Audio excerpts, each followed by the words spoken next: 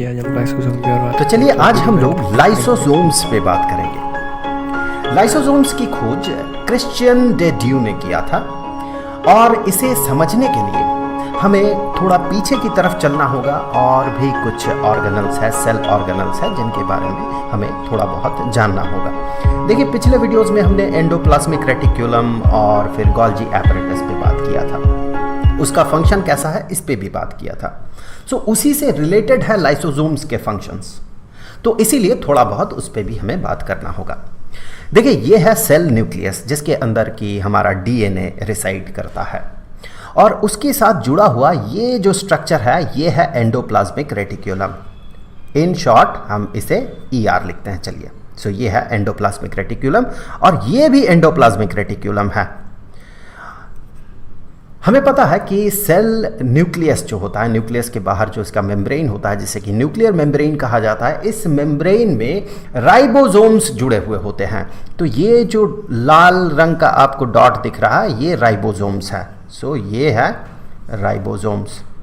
कुछ राइबोसोम्स कुछ endoplasmic reticulum के आउटर सरफेस में भी जुड़ा हुआ होता है, जैसे कि इस एंडोप्लाज्मिक रेटिक्यूलम के आउटर सरफेस में राइबोसोम्स जुड़ा हुआ है।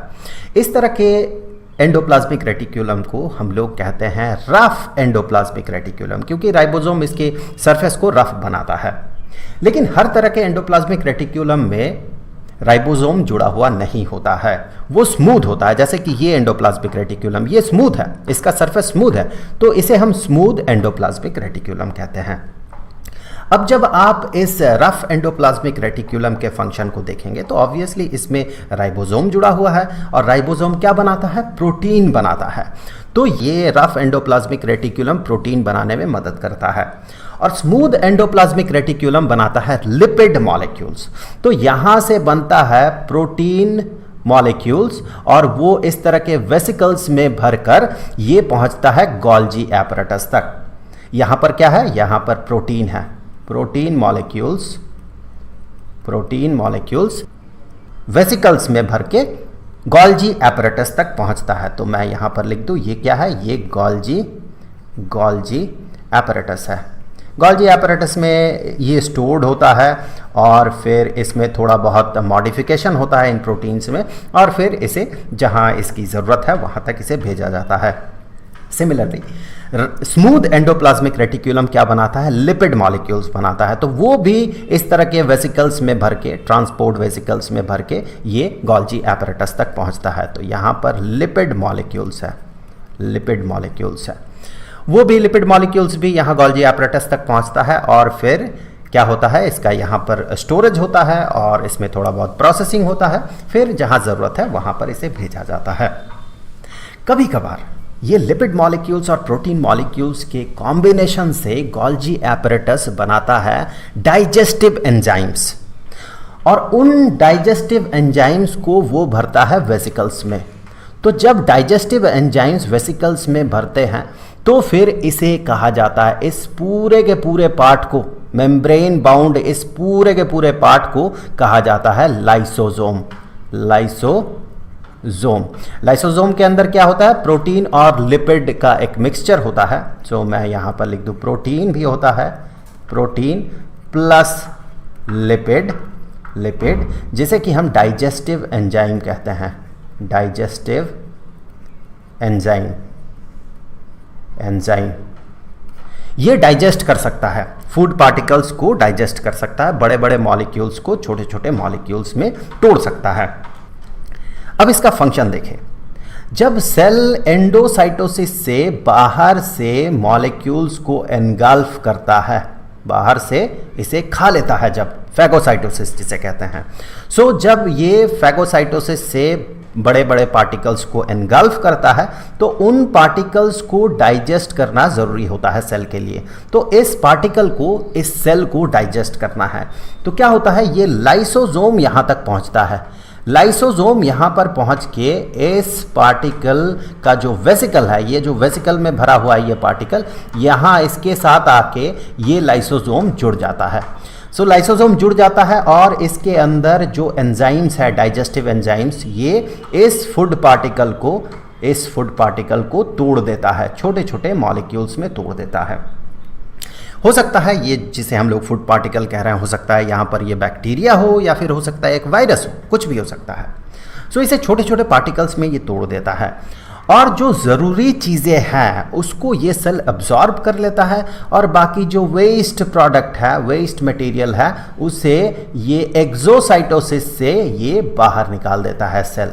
सो यहाँ पर होता है एंडोसाइटोसिस, ये है एंडोसाइटोसिस जहाँ से सेल इसे खाता है, फिर ये आगे चलता है लाइसोसोम आके इसके साथ जुड़ जाता है और ये बड़े से मॉलिक्यूल को छोटे छोटे मॉलिक्यूल्स में तोड़ देता है, ज़रूरी चीज़ों को सेल अब्जॉर्ब कर लेता है और वेस्ट मटेरियल को ये बाहर निकाल देता है।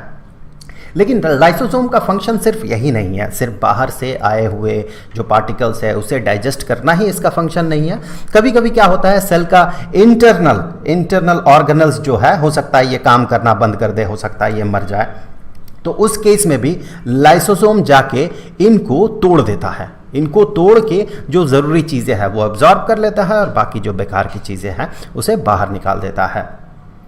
ये तो दूसरा फंक्शन हो गया इसका। तीसरा फंक्शन भी बहुत इंपॉर्टेंट है, ऑल्दो इसमें इसका माइनर रोल है, फिर भी बहुत इंपॉर्टेंट फंक्शन है।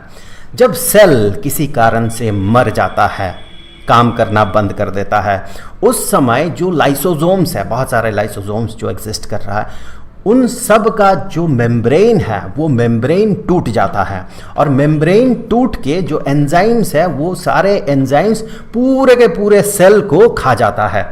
ये सेल डेथ होता है, एक तरह का प्रोग्राम्ड सेल डेथ। इसे अपोप्टोसिस कहा जाता है। तो देखिए, तीन बहुत ही इंपॉर्टेंट फंक्शन लाइसोसोम्स के।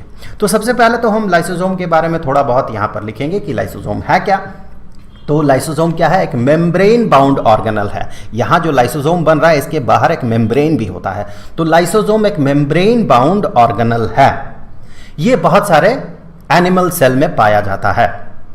और कैसा मेम्ब्रेन बाउंड ऑर्गेनल है, विच इज अ स्फेरिकल वेसिकल। ये देखिए, स्फेरिकल एक वेसिकल है जिसके अंदर बहुत सारी चीजें हैं, प्रोटीन, लिपिड और भी बहुत सारी चीजें हैं, डाइजेस्टिव एंजाइम्स हैं। So which is a spherical vesicle containing, that vesicle is containing digestive enzymes that can break down many kinds of biomolecules। बहुत तरह के मॉलिक्यूल्स को ये तोड़ सकता है। अब देखिए इसके फंक्शंस जिस पे हमने बात कर लिया है। पहला फंक्शन कि destroys bacteria and viruses entered into the cell. अगर बाहर से सेल के अंदर बैक्टीरिया वायरस आ जाता है तो इसे लाइसोसोम क्या करता है, उसे डिस्ट्रॉय कर देता है। दूसरा फंक्शन इंट्रासेल्यूलर डाइजेशन, मतलब सेल के अंदर के डाइजेशन। सेल के अंदर कोई पार्टिकल, कोई ऑर्गेनल अगर मान लीजिए मर जाता है तो उसे भी ये डाइजेस्ट कर लेता है। और तीसरा function apoptosis, programmed cell death, कि जब सेल किसी कारण से मर जाता हो या फिर क्षतिग्रस्त हो जाता हो तो उस समय जो लाइसोसोम्स है उसके जो झिल्ली है, दैट मीन मेम्ब्रेन है, वो मेम्ब्रेन टूट जाता है और पूरा का पूरा सेल को वो सारे एंजाइम्स जो है, बहुत ही स्ट्रॉन्ग डाइजेस्टिव एंजाइम्स जो है, वो उस सेल को डाइजेस्ट कर जाता है, पूरी तरह से नष्ट कर देता है। तो आई होप कि ये वीडियो आपके लिए हेल्पफुल रहा होगा। अगले वीडियो का लिंक आपको यहाँ पर स्क्रीन पे मिल जाएगा, वहाँ क्लिक करके आप उस वीडियो को देख सकते हैं। अब जाते जाते मैं आपको बता दूं कि इस पूरे चैप्टर का, दैट मीन स्टैंडर्ड 9th के लिए बायोलॉजी का chapter the fundamental unit of life के सारे वीडियोज़ का जो प्लेलिस्ट है उसका लिंक आपको नीचे डिस्क्रिप्शन में मिलेगा। तो आई होप कि अगले वीडियो में फिर मुलाकात होगी। तो मिलेंगे आपसे अगले वीडियो में, तब तक के लिए खुश रहें, गुड बाय।